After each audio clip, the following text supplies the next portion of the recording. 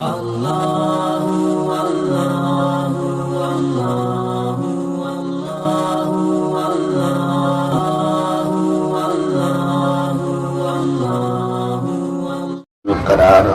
بعد أعوذ بالله من الشيطان الرجيم بسم الله الرحمن الرحيم الرحمن علم القرآن خلق الإنسان علمه البيان صدق الله العلي العظيم وقال رسول الله صلى الله عليه وسلم خيركم من تعلم القرآن وعلمه او كما قال علیہ الصلاۃ والسلام۔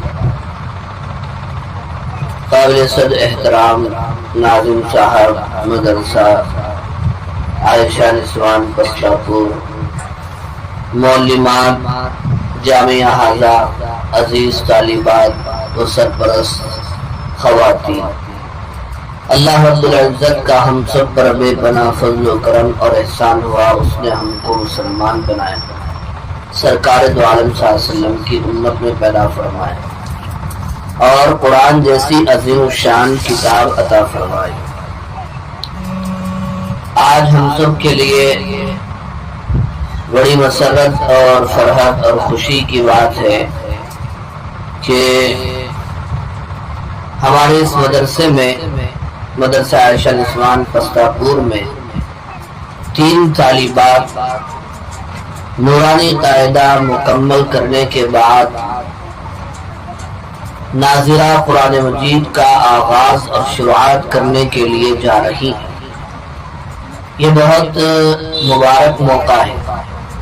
قرآن مجید جب شروع کرتے ہیں وہ وقت اور وہ محفل بھی مبارک جو ہے قابل مبارک ہوتی ہے، اور جب قرآن مکمل ہوتا ہے، چاہے وہ ناظرہ قرآن کی شکل میں ہو یا حفظ کی شکل میں ہو، تو تب بھی وہ موقع، وہ محفل بہت ہی مبارک ہوتی ہے۔ اللہ تعالیٰ نے ایسی محفل میں مجھے اور آپ کو شریک فرمایا، یہ اس کی توفیق ہے، فضل و کرم ہے۔ بار بار ایسی محفلوں میں شریک ہونے کی توفیق نصیب فرمائے۔ جب قرآن مجید کا آغاز ہو رہا ہو یا اس کا اختتام ہو رہا ہو، تو اس وقت اللہ تعالیٰ کی رحمت بارش کی بوندوں کی طرح برستی ہے، رحمت کے فرشتے ایسی محفلوں کو گھیر لیتے ہیں، اور بعض احادیث کے مطالعے سے یا مفہوم سے بات معلوم ہوتی ہے کہ ایسے موقع پر اللہ تعالیٰ ہماری دعائیں ضرور قبول فرماتے ہیں۔ اس لیے دعاؤں کا اہتمام کرنا ایسے موقع پر ہمارے اکابرین کا طریقہ رہا ہے، انہی کے نقش قدم پر ہم چل رہے ہیں۔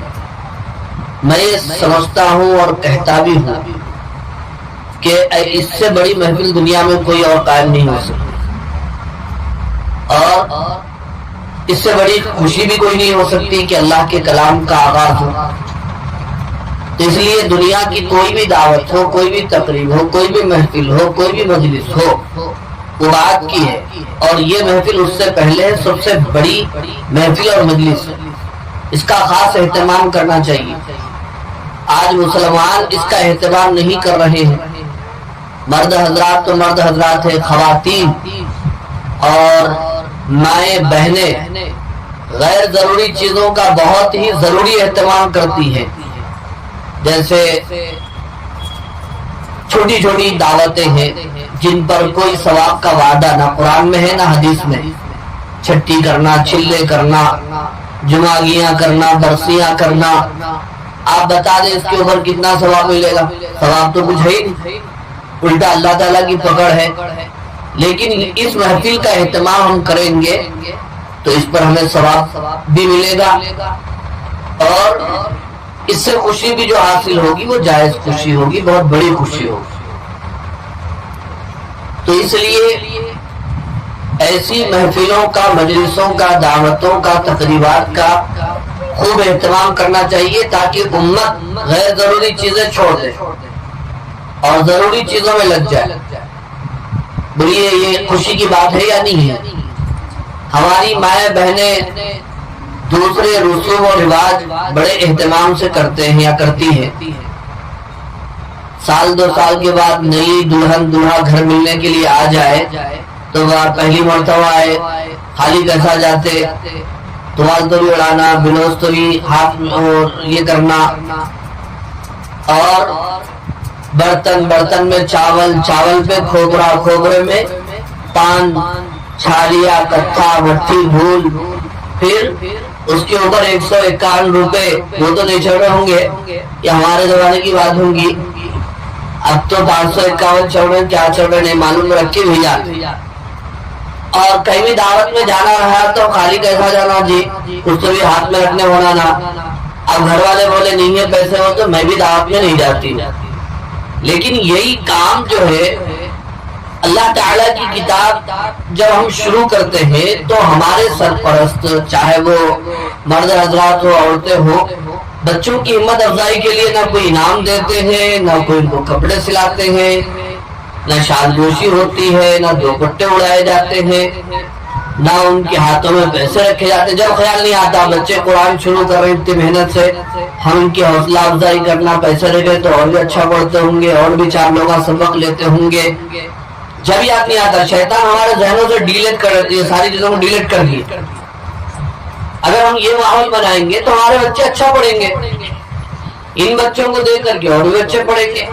تو اس لیے میں نے اپنے مدارس میں، مکاتب میں یہ اصول بنا دیا کہ جب بھی نورانی قضا مکمل ہو، قرآن مجید نازلہ شروع کیا جا رہا ہو یا نازلہ قرآن مکمل ہو رہا ہو، تو اس وقت ایسے خصوصی محفلوں کو منعقد کرنا لازم اور ضروری۔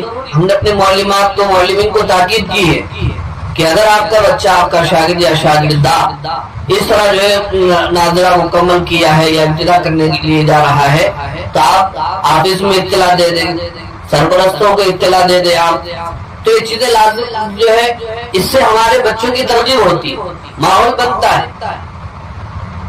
تو اس وقت میں نے جیسا کہ بتایا ہمارے حافظ صاحب کو بھی کہ بھائی یہ بچیوں کے لیے دوپٹے ان کے سرپرستوں سے انتظام کروائے جائیں، ان کے جو معلمات ہیں ان کے لیے دوپٹے ہوں، اور ناظرین مدرسے کے لیے بھی شال پوشی، رومال وغیرہ اڑانے کا انتظام کیا جائے۔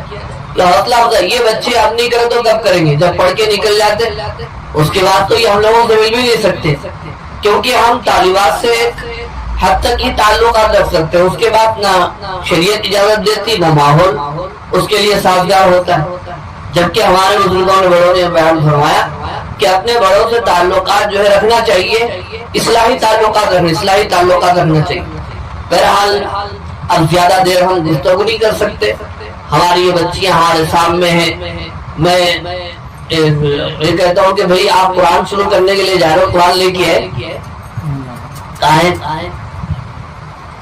دیکھو، ایک کتاب میں ہی پڑھنا، زندگی بھر اسی کتاب میں آپ کو پڑھنا ہے، کتابیں بدلنا نہیں، نسخے نہیں بدلنا۔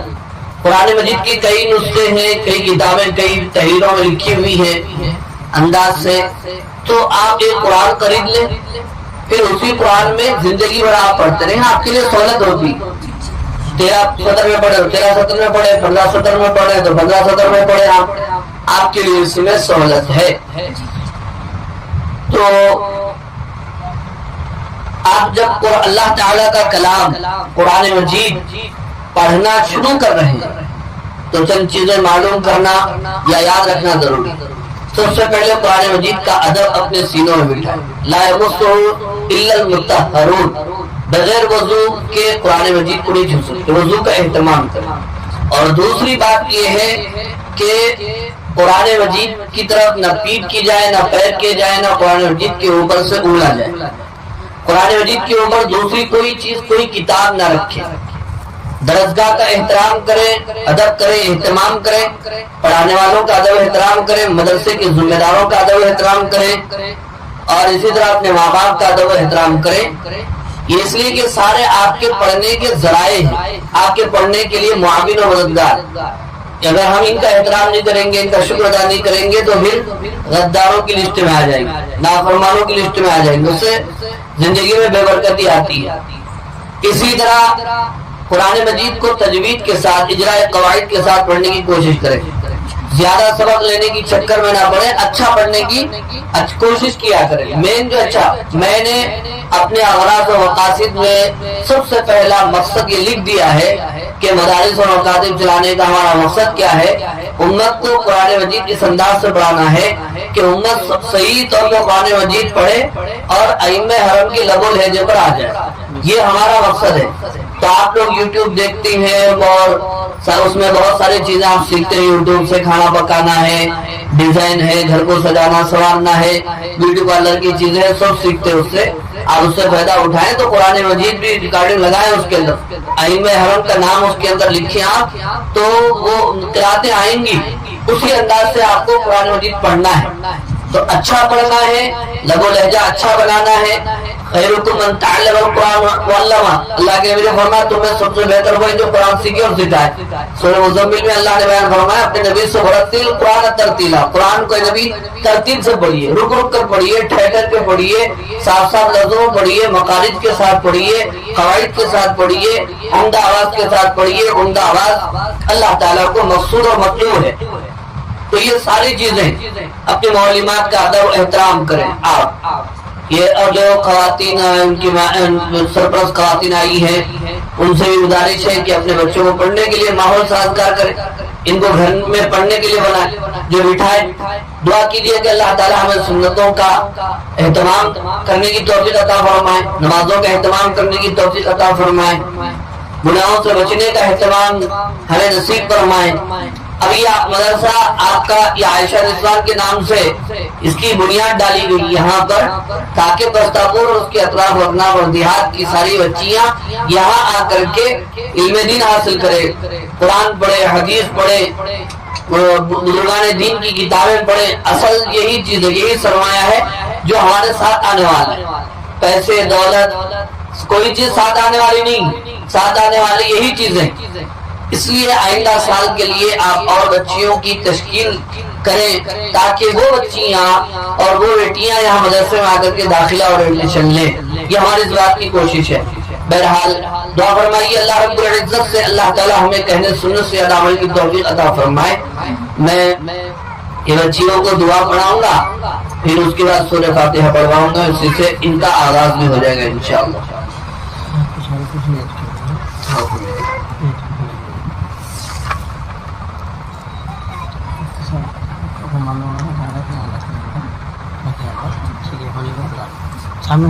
بسم اللہ الرحمن الرحیم.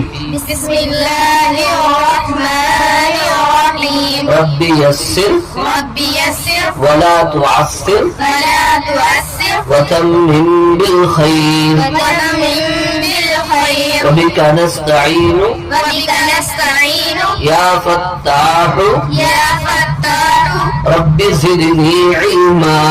رب زدنی علما. سورة الفاتحة سورة الفاتحة مكية. مكية.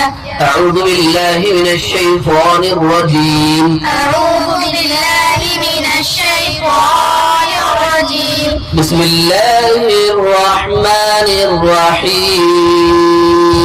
بسم الله الرحمن الرحيم. الحمد لله رب العالمين. الحمد لله رب العالمين. الرحمن الرحيم. الرحمن الرحيم. مالك يوم الدين. مالك يوم الدين. إياك نعبد وإياك نستعين. إياك نعبد وإياك نستعين. اهدنا الصراط المستقيم. اهدنا الصراط المستقيم. صراط الذين أنعمت عليهم صراط الذين أنعمت عليهم غير المغضوب عليهم ولا الضالين. غير المغضوب عليهم ولا الضالين. آمين. آمين. صدق الله العلي العظيم. صدق الله العلي العظيم. بسم الله الرحمن الرحيم. الحمدللہ رب العالمین والصلاة والسلام علی سید المرسلین ربنا آتنا فی الدنیا حسنہ وفی الآخرۃ حسنہ وقنا عذاب النار۔ اے اللہ ہمارے گناہوں کو معاف فرما، ہمیں پکی سچی توبہ کی توفیق نصیب فرما، ہماری جملہ بیماریوں پریشانیوں مصیبتوں کو دور فرما، حاسدوں کے حسد سے، شریروں کی شرارت سے، نظر بد، جادو ٹونا سے، وسواس سے ہم سب کو محفوظ فرما، اس ادارے کو دین دنیا راجوں میں ترقی نصیب فرما، یہاں سے جگید حافظات، عالمات، داعیات کو پیدا فرما، ہم سب کو اخلاص، اخلاق اور اتحاد کے ساتھ کام کرنے کی توفیق نصیب فرما، ہم سب کو یہ کام ہمارے لیے ثواب جاریہ فرما۔ اے اللہ بچیوں کی محنت کو، معلمات کی محنت کو، سرپرستوں کی محنت کو قبول اور منظور فرما۔ اے اللہ یہ رحمت والا موقع ہے، اس رحمت کے فعل میں ہماری دعائیں قبول اور منظور فرما۔ سبحان ربک رب العزت عما یصفون وسلام علی المرسلین والحمد للہ رب العالمین۔